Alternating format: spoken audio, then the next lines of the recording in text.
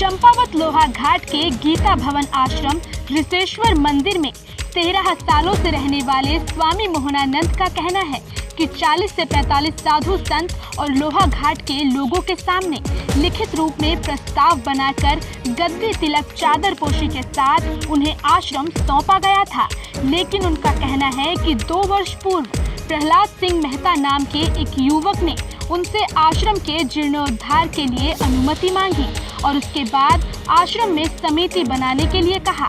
वहीं स्वामी मोहनानंद का कहना है कि स्थानीय व्यक्ति की ओर से इस दौरान समिति का अध्यक्ष खुद को बना लिया गया, जिसके बाद पिछले 2 वर्ष से वहां पर आश्रम का जीर्णोद्धार का काम किया गया था। स्वामी मोहनानंद का कहना है कि आश्रम के निर्माण के लिए उनकी ओर से 1,01,101 रुपए की धनराशि भी दी गई, लेकिन उनके हरिद्वार से लौटने के बाद पूरा मामला ही पलट गया।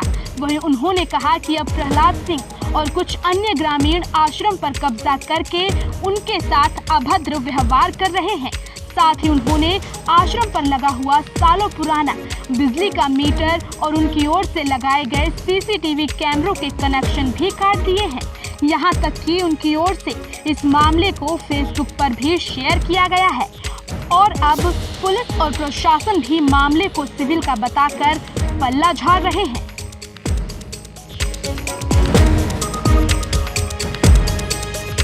मेरे मेन गेट में चेन डाल दी गई है, किंतु फिर भी एसडीएम एक प्रशासनिक अधिकारी जिसने कि कानूनन तत्काल मेरी मदद करनी चाहिए थी, लेकिन वह स्पष्ट कह रहे हैं कि मैं आपकी कोई मदद नहीं कर सकता हूं।